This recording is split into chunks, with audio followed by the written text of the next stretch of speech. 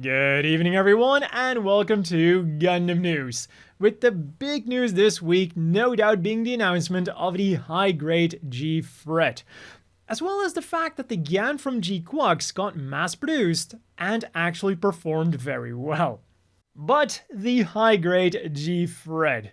Previously announced as simply the GQuuuuuuX new product D, the GFreD will be coming your way in August for 2,300 yen, 16 US. It is definitely one of my favorite designs of the show so far, and the model kit is also looking very promising as well. The head can be opened up through parts forming, the backpack is promising to be very maneuverable, and we've got a nice array of accessories. 2 beam sabers with beam saber blade effect parts, a beam rifle which can be stored on the backpack when not in use, a shield, and 2 ear funnels that are compatible with the separately sold weapon display base. And what also seems to be sold separately is the action base that we see the GFreD on in some of the promotional images. So yeah, definitely a very interesting looking redesign of Evangelion Unit 1. Limited to the Gundam base then is the Master Grade Super Deformed Gundam Barb's Iron-Blooded Coating version, going for 7,150 yen, 50 US. The model itself is the same as the retail version, but the coloring has now been changed to various shades of iron, creating a very nice effect. It fits with the name of the anime, and it just looks plain cool. And just today then, pre-orders began for 2 premium Bandai Limited kits, both releasing in August. For 5,390 yen, 37 US, there is the Master Grade Blaze Zaku Phantom Dearka Custom. It is a remold of the equally premium Bandai Limited Ray Blaze Zaku Phantom, but unfortunately, the bazooka is no longer listed as part of the weapons. So it seems like it'll only come with the beam assault rifle, beam tomahawk, 4 hand grenades, and the missile launchers inside of the Blaze Wizard. For the high-grade Destiny Gundam Spec 2 Final Battle image color though, it is the exact opposite. It comes with everything from the standard release, and then adds the Type 35 Prototype Advanced Railgun, which was of course so prominently featured in the movie. As for the color differences, the grey is now more white, the blue is darker, and the joints have been changed to red to replicate their maximum performance state from the movie. And all of this can be yours for 2,970 yen, 21 US. Related to the Gunpla news then, the Gundam base Tokyo has launched the Gunpla Nightclub, which is described as an adults-only Gunpla club, and I don't know if it's just me and my internet-corrupted mind, but it sounds like a club where they'll be making a lot of custom low-end Rinkos.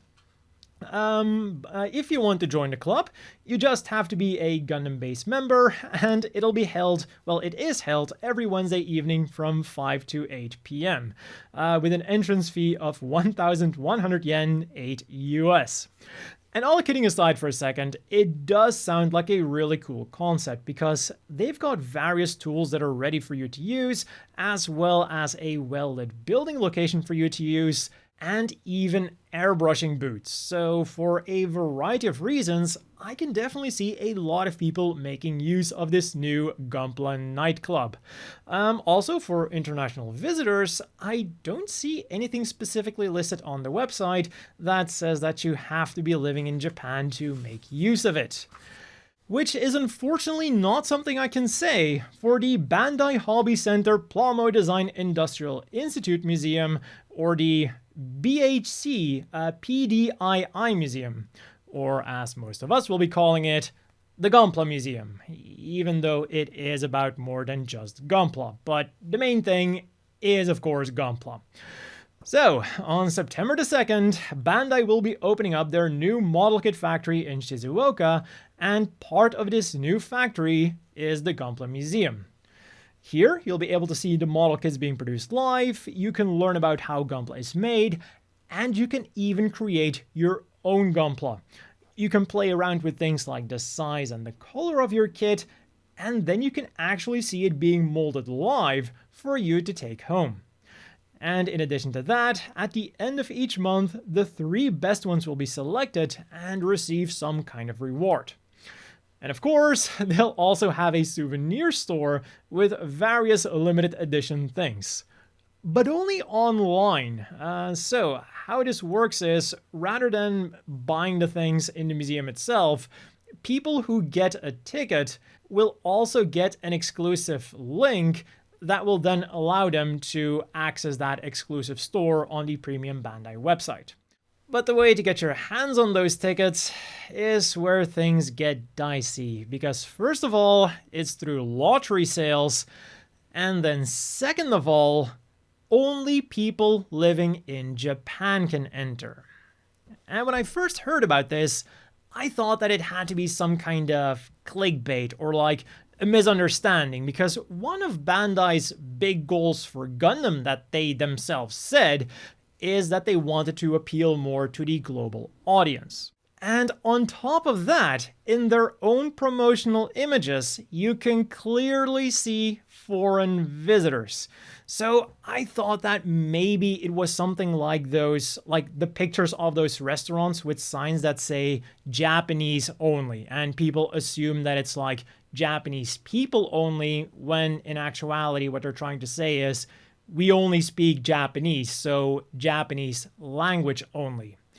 But then when I looked into it, the website literally says only people in Japan can apply for the tickets. So, yeah, Bandai, as for appealing to the global audience, all I can say is actions speak louder than words. So this definitely leaves somewhat of a sour taste in my mouth, because I can understand the entire museum only being in Japanese, and then like putting up a giant disclaimer on the website that says something like, the entire museum is only in Japanese and our staff does not speak English or any other language. We appreciate your cooperation. On the flip side, I can also see why they would not want to do that, and why they just said straight up, only people living in Japan can enter, because we are all aware of the recent influx of tourists and how some of those recent tourists have been behaving. Like, even if they were to put up that hypothetical disclaimer, they would just go anyways and expect the staff to speak their specific language, and that would probably be the least bad thing they did. There is one loophole though, I think. So the way I'm understanding this is that only the person applying for the tickets has to be living in Japan. And every person applying can buy up to 5 tickets. So 1 ticket for himself, and then 4 tickets for people who will be accompanying him. So I'm pretty sure that if you know someone who is living in Japan, you can get them to apply for the tickets, and then you can join them, even as a foreigner. But of course, this is purely speculation, so I am not responsible if you are stopped at the door and are asked to show some verification that you are a resident of Japan. What I am telling you is that I will be trying this for myself next year. The biggest hurdle to overcome, though, will still be that lottery system, though, so there is a fairly good chance, I guess, that I won't even be able to try my little master plan. So yeah, after this news, I could definitely go for a nice relaxing bath, and if you're in Japan, you can do this in GQuuuuuuX approved style from June the 19th until July the 15th.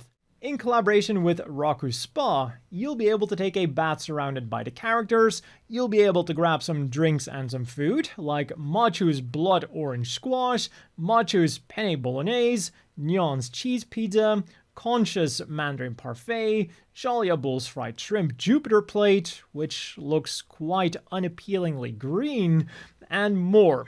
And for every order, you will get 1 random coaster. And what you can of course also get is a bunch of merchandise featuring our cast right after they came out of the onsen, all of which will be available through the GK store linked down below. And for the most part, it is stuff that we're used to.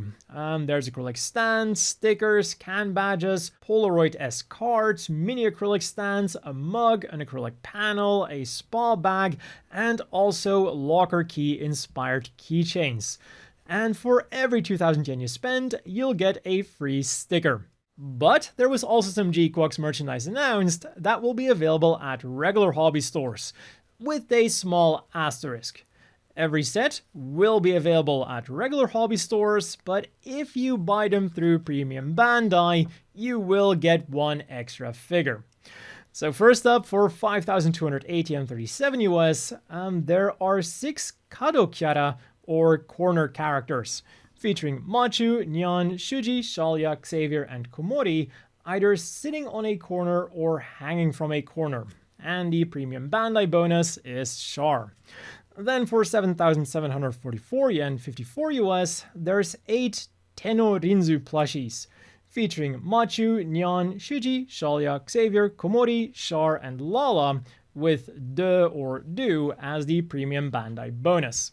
And finally, for 5,940.41 US, we've got the Hinekureta Yatsu, or Twisted Folks, made out of a soft and spongy material. And well, those designs sure are something. You can get Machu, Nyan, Shuji, Shalia, Xavier, or Char, and then Shuji with less clothing as a Premium Bandai exclusive. Fortunately then, Gundam Wing got something significantly better looking in collaboration with Animate. From August the 8th until the 31st, you'll be able to buy Gundam Wing Night Style and Animate merchandise. And as you've probably guessed from that name, it'll feature the main Gundam Wing boys band in royalty-inspired uniforms. You can get them on a random can batch for 495 yen each, 3.5 US, stickers for 440 yen, 3 US, random Kara picks for 396 yen, a little under 3 US, an A4 clear file for 550 yen, 4 US, an acrylic diorama for 2,970 yen, 21 US, acrylic keychains for 800 yen each, 6 US, or acrylic stands for 1,870 yen each, 13 US. And for every 1,100 yen you spend, you'll get one of 6 random postcards. Meanwhile, on the gaming front then, we are once again celebrating another Gundam game's anniversary, this time being the SD Gundam Operations browser game, which has been operating for 13 years, and that is quite a long time for being a gacha game. And we've then also got some potentially very good news for the Gundam card game. Today at 8 PM Japan time, the Bandai card game livestream will be held, featuring a bunch of announcements for Bandai's various card games, which will then of course also include the Gundam card game. At the moment of recording, this is still a couple of hours into the future, but at the time you're all watching this, it is already in the past, so I will have it linked down below. In Gundam Battle Operation 2 for the PlayStation then, the Gerbera Tetra Kai has joined the fray, while on Steam the Heavy Gun has become available. In UCN Gate we got a raid battle against the O, and a super limited unit assembly for the UR Zeta Gundam with its new type Ghost Trans Am activated, and the UR Camille Bidon after he got his spirit sent to the Shadow Realm by Yami Paptimus. And then in G Generation Eternal, we got 300 diamonds, plus the SR Cassilia Zabi GQuuuuuuX version 0085 version, and Chive Purple Widow. And they also announced that on the 16th, the first map event will be taking place, with the Wing Zero and Killer Catra being on the announcement image. In other news then, we got some really nice new art for the Japan Airlines and Gundam collaboration, and from Advance of Zeta, we got a special issue focusing on some of the emblems that they're using. Not only does it list which emblem belongs to which machine, but they also explain the meaning behind the designs.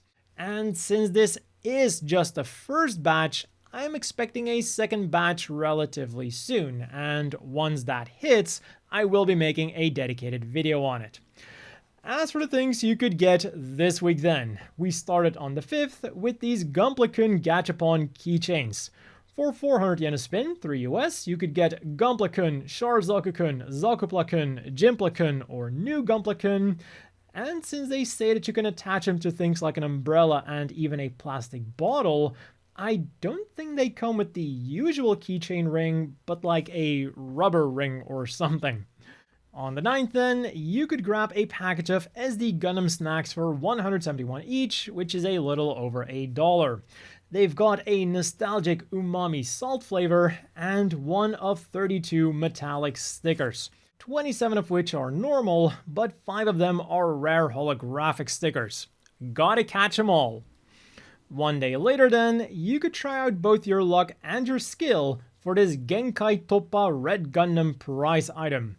It's a very large thing for a prize item, standing at an impressive 28 centimeters tall, or about the length of one American football, and the proportions also feel a lot more Okawara. Everything feels slightly thicker, and it's also posed more like an old school Gundam, so I'm really liking this figure. And then finally on the 11th, the Plazma / bow and arrow single got released in a variety of editions. For 4,900 yen, 34 US, there was the limited edition with Haro.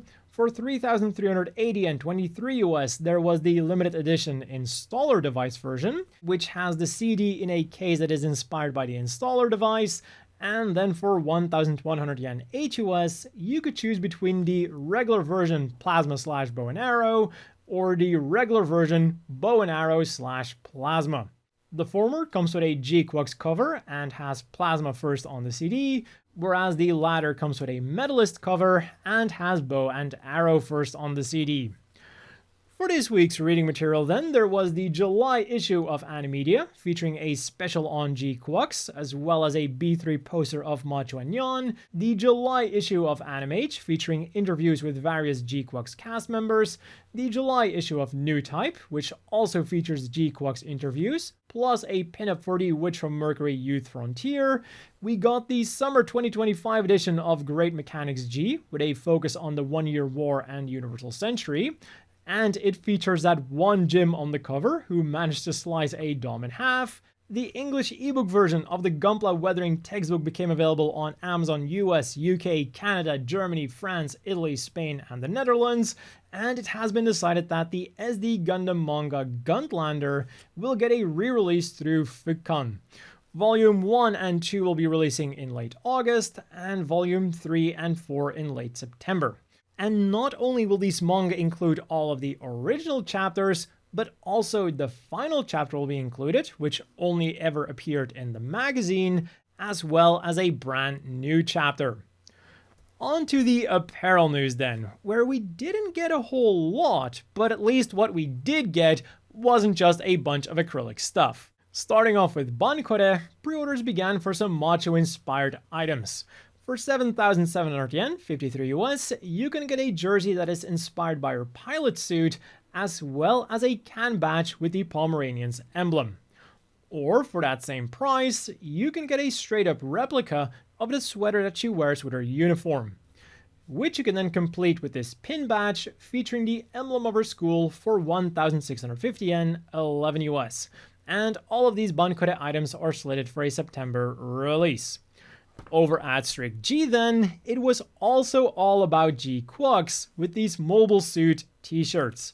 They go for 5,280 yen each, 37 US, and you can get one with the GQuuuuuuX, the Red Gundam, or the White Gundam.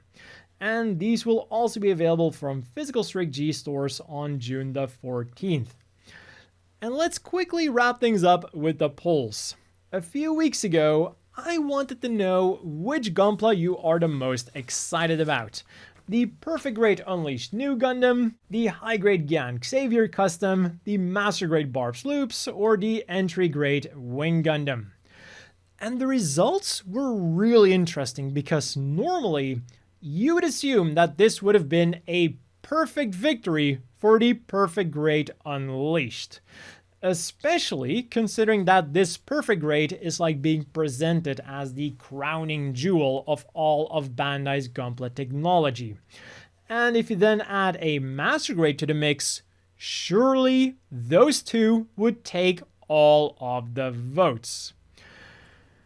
But yeah, it turns out that this was a way closer battle than I was expecting, with the only outlier being the entry grade Wing Gundam, which only got 11%. But considering that entry grades are more about being an affordable, easy entry into Gunpla, rather than being about amazing gimmicks and features and whatnot, I would say that 11% was actually quite a lot for the humble entry grade Wing Gundam.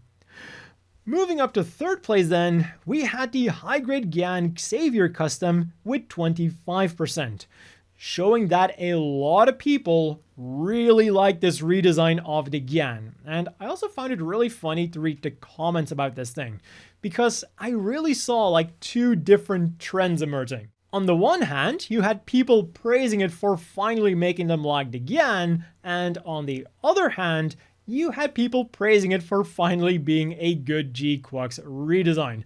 And then I'm guessing that for people who were already a fan of the Gyan or the GQuuuuuuX designs, they just liked it even more. People liked it so much, in fact, that it almost beat out the Perfect Grade Unleashed New Gundam, which came in second with 30%. And I think this might have a lot to do with the price tag. I can see why it's so expensive, because it is a huge thing that is also packed to the brim with like little details and gimmicks and features, but that doesn't change the fact that 60,000 yen is a very big price tag. And like with shipping and import costs and other things included, that easily makes this thing over 600 US. The thing that killed it for me though was seeing the price tag for the LED set, which is 14,000 yen or around $140 using like the same conversion logic as with the new Gundam. I wasn't surprised by the price tag of the LED set, looking at the price of the Unicorn's LED set, but that doesn't mean that I wasn't annoyed by it. Still, I think a lot of people are going to end up getting this thing.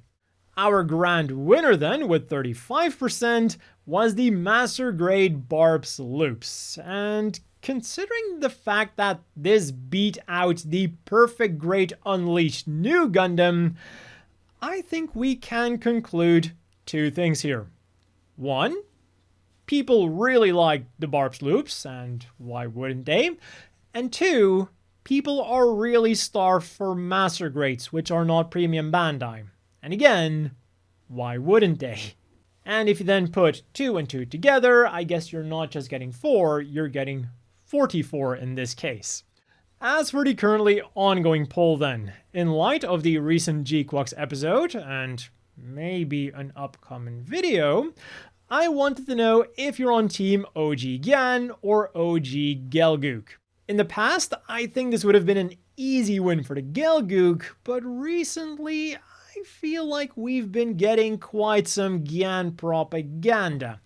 Enough to make me wonder if Bandai has hired Makuve or something, or maybe someone from the Sasaki family. But anyways, if you want to cast your vote, I will have the link down below. And that has been all for this week's Gundam news. As always, a big thank you to the Patreon supporters. I hope everyone watching has a great evening, and I'll see you all next week with more Gundam news.